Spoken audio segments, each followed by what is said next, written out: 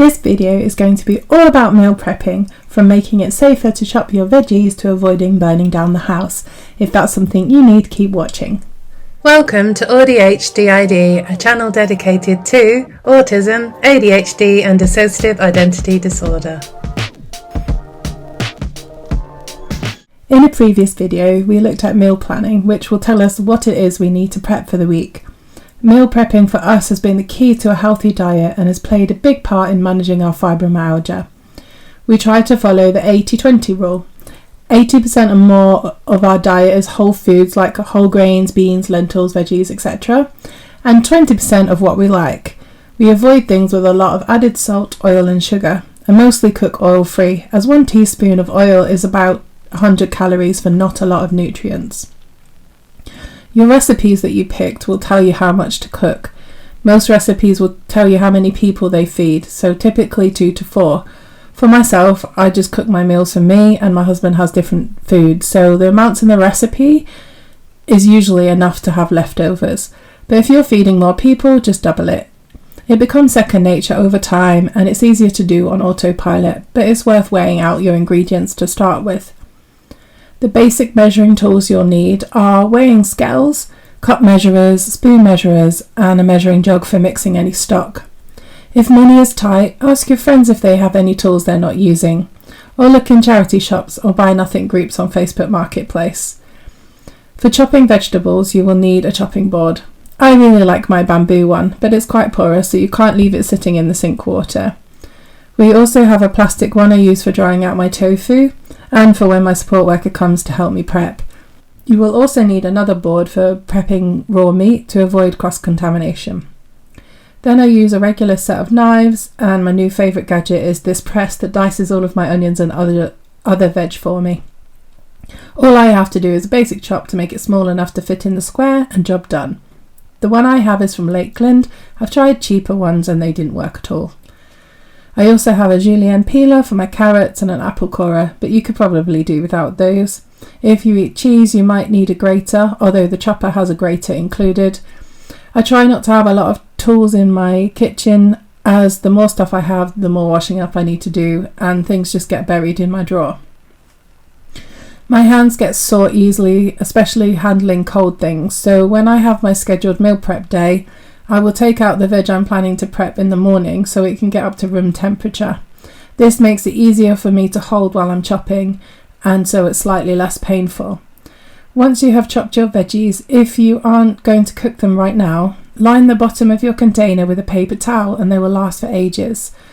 The towel soaks up any moisture and avoids them going soggy. I've prepped veg on a Friday that was still perfectly fine on Wednesday.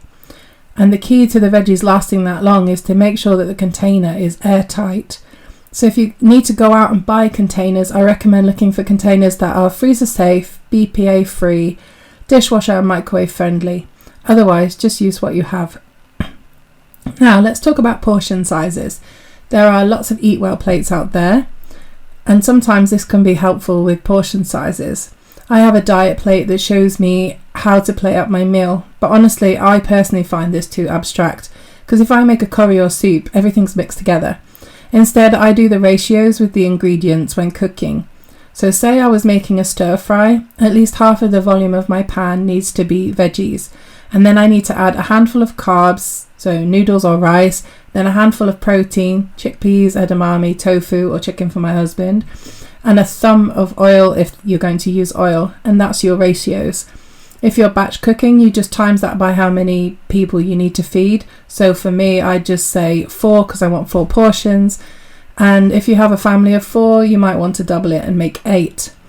We're going to rely on the recipes to get the right portion sizes so that we don't have to get too much into the details. As soon as I start overthinking, I get overwhelmed, so this way it keeps everything simple. For cooking, my favourite gadgets are the Instant Pot, the air fryer and the microwave, because all of these tools turn themselves off when they're done, which increases the likelihood of a successful outcome if I start to dissociate or become inattentive. It's less instantly drastic if it goes wrong too. If you can only afford one of these, I would suggest the microwave, and after that it would definitely be the Instant Pot. It has so many functions. You can cook rice, soup, yogurt, porridge, or pretty much anything. The main thing I like about it is that I don't have to remember to thaw out meat the night before for my husband, because I could never remember that. And in the Instant Pot, I can just literally put frozen chicken in or potatoes, and I don't have to stand over a boiling pot. It's a total game changer. It saved me a ton of money on emergency takeaways because I forgot to take things out the freezer. It's a stainless steel pot inside, which means it doesn't have any of the toxic chemicals found in non-stick cookware, which as soon as it scratches becomes dangerous to eat from. And those chemicals never leave your body. It also keeps the food warm automatically after you finish cooking without burning the food, and it's been a lifesaver with my ADHD. The only downside of the Instant Pot is that you can only cook one pot at a time. So if I wanted to cook a batch of curry and a batch of rice, that would be 2 separate cook times. To help with this, I have a second pot so I can take out the curry and let it cool and then immediately put the rice on straight away.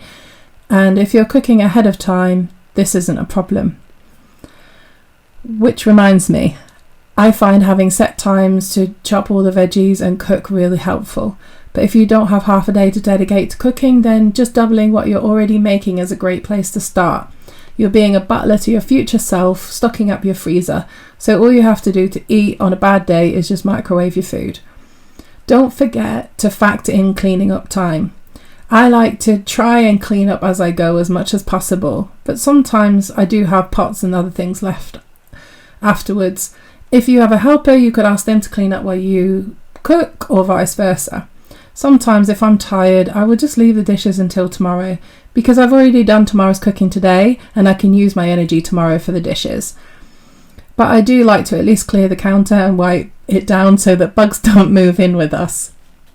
It's up to you to decide if it's better to make 1 meal and clean up, or 3 and do the dishes the next day, or any combo that works for you. Just start small.